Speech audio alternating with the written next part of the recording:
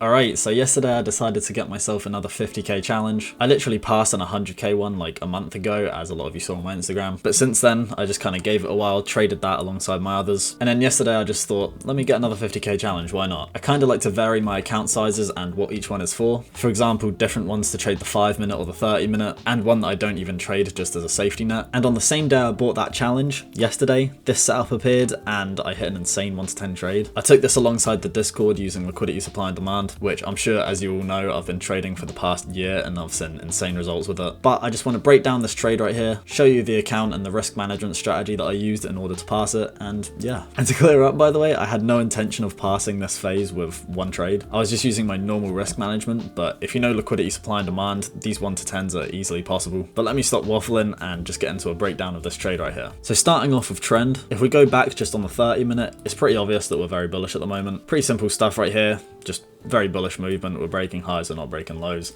There's not too much I have to say about it. If we go on to the 4-hour, we're also very bullish. Same shit once again, very simple stuff. And we're currently right in the middle of this move to most likely continue bullish. So this is just a really nice spot to take a demand setup. But moving in a little bit closer, we did have this kind of level of consolidation right here. I mean, you can see we weren't really breaking highs or breaking lows. We were just kind of moving and just slower, making this flag type pattern. Never used this in my life, but just from experience, this is just a pretty bullish movement. We're just kind of building up orders to then break out of somewhere, and considering we're bullish, like, that's probably going to be to the upside. And unless we're going to break the low and start going bearish, this is probably the last place we're going to do that. So this was looking pretty perfect. And in terms of the setup itself, we had our demand zone, obviously the black candle just before the push up. We had a gap in front of it, so this is the last fair value gap for quite a bit until down here. And if we came down here, there's a decent chance we'd be going bearish. So this is probably the last decent fair value gap that we'd want to fill before then going to the upside. That's just a small thing. It's not like a necessity or anything, but it is just a nice little confluence or addition to the trade. But obviously we had a large push up. That's what creates the demand zone. We then came down, forming our level of liquidity.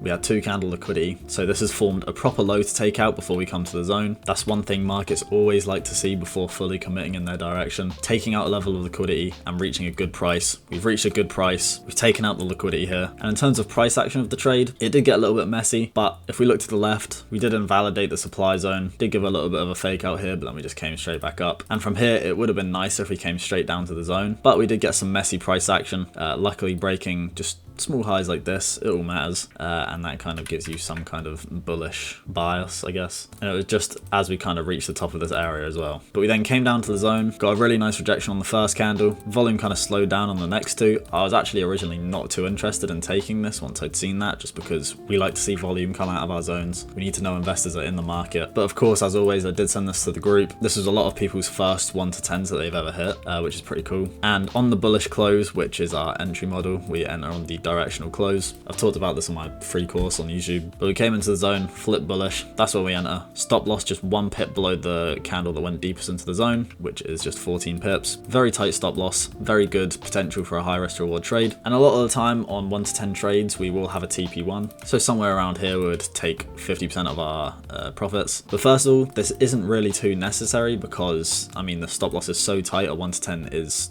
only 140 pips away. I say only, that is still a lot. Catching 140 pips is pretty crazy, but for a whole 10%, a move like this is pretty easy to hit. I mean, you can see this hit in just 17 hours on the 30-minute charts. But also, I just went to bed around here, so I just had my TP set at 1 to 10 because A, that is our max TP. Anything above 1 to 10 is easily possible. As you can see, it has continued going up. This is still going on as we speak. It's reached a 1 to 15 already, but it's very difficult to hold through for psychology. If you're floating at a 1 to 15 and profit, that can be very tough. So that's just, all honesty, it's just a psychological thing. If we had no psychology and we could trade exactly like we backtest, we probably wouldn't have TP1s quite as much. But it's nice to know you've locked in some of your profit, so it literally cannot be a loss no matter what happens. But yeah, the second reason I had it at 1 to 10 is because, I mean, that would pass the challenge. Like, this is the first trade I'd taken on this account. I just bought it a couple hours before this, I believe. I just bought it earlier in the day when I got back from the gym, just because I thought, why not? And then this crazy trade came along, which is just, I mean, perfect, really. I will show you proof in a moment, but I just want you to appreciate real quick how good this price action just coming up is. I mean, these zones really do just change market direction. They create a new direction even. And trades like these is the reason that I love the strategy so much. You could literally have an awful week or an awful month even, and a trade like this can change it from being a bad month into a very good month, because 10% is insane. I mean, as you can see today, I literally passed my challenge with that. In terms of risk management, I just risked 1%. That's just based like averagely what I do. If I'm in drawdown, I start risking 0.5% until I'm in any profit or even break even now. I used to risk 0.5% until I'm 2% up on the account, but I'm just very confident with my trading now. So I just risk 1% if I'm break even on the account, which, I mean, first trade on the account I was. So yeah, this was a pretty simple one, just risking 1%. When trading this strategy, I'd never recommend you risk more than 1%. There's really just no reason for it. I mean, getting 20% would just be absurd anyway, you know?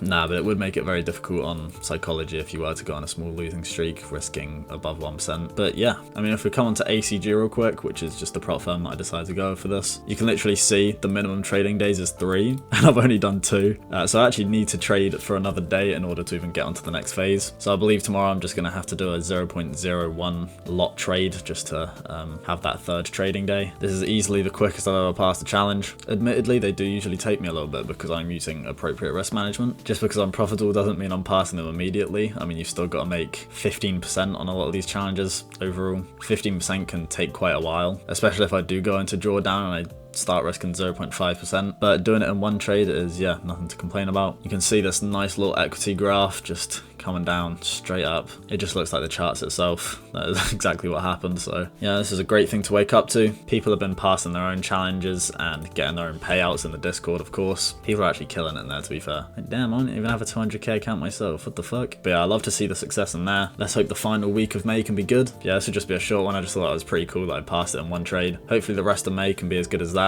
Everyone could get some more payouts, pass some more challenges, and yeah, that'll be it for this video. I'll see you next week, and peace.